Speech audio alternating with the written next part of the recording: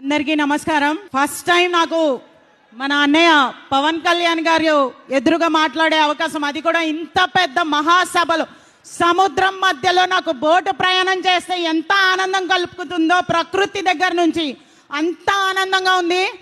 నేను మీ అందరితో ఒకటే చెప్పాలనుకుంటున్నాను, మనమందరం పవన్ కళ్యాణ్ గారి ప్రయాణం ఎలా అందరినీ ఇన్స్పిరేషన్ చేసిందంటే అన్నయ్య, మా యువతరానికి అందరికీ కూడా నీలో మొదలైతే ఉనితి కానీ నీతో మొదలైతే ఒక ఉద్యమం అని చెప్పి పవన్ కళ్యాణ్ గారి ఒక్క అడుగుతో మొదలైన ఈ జనసేన ఈ రోజున ఎంతో మంది గుండెల్లో నిలిచిపోయేంత నాయకత్వం వహించింది పవన్ కళ్యాణ్ గారిది.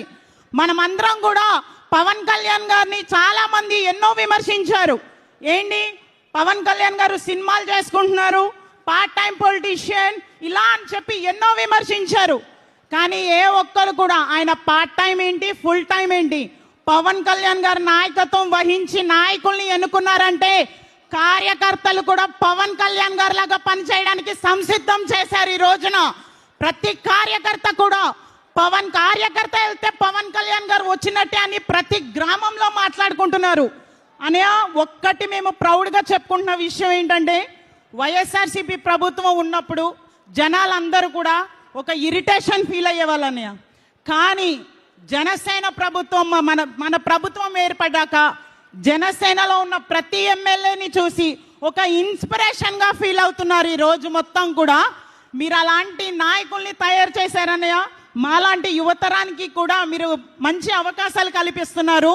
నిన్న ఒక చిన్న విషయం చెప్దామనుకుంటున్నాను. మీరు ఒక విషయం షేర్ చేశారు, పవన్ కళ్యాణ్ గారు చెట్టు కింద కూర్చొని అన్నం తింటున్నారు, గడ్డం పెంచేసుకుంటున్నారు అని ఇలా చెప్తున్నారు. పవన్ కళ్యాణ్ గారు సినిమాలో మేము ఎంత ఆదరిస్తామో, మీరు ఏ రోజైతే చెట్టు కింద కూర్చొని ఆ అన్నం తింటున్నప్పుడు ఆ గడ్డం పెంచుకుంటున్నప్పుడు మాకు చాలా చాలా చాలా అందంగా కనిపించారన్నయ్య.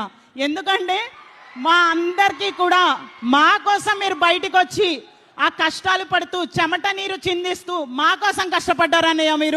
మీకు పాదాభివందనాలు. చాలా మా అందరి తరఫున, వీర మహిళలందరి తరఫున, జన సైనికులందరి తరఫున పాదాభివందనాలు అన్నయ్య. మీ అందరూ ఒకటే గుర్తుపెట్టుకోండి, పవన్ కళ్యాణ్ గారు రాకముందు, పవన్ కళ్యాణ్ గారు వచ్చిన తర్వాత మహిళలకి ఎటువంటి భరోసా కల్పించారంటే, పవన్ కళ్యాణ్ గారు రాకముందు మహిళలందరూ కూడా భద్రత కోసం మాత్రం పోరాటం చేసేవాళ్ళు.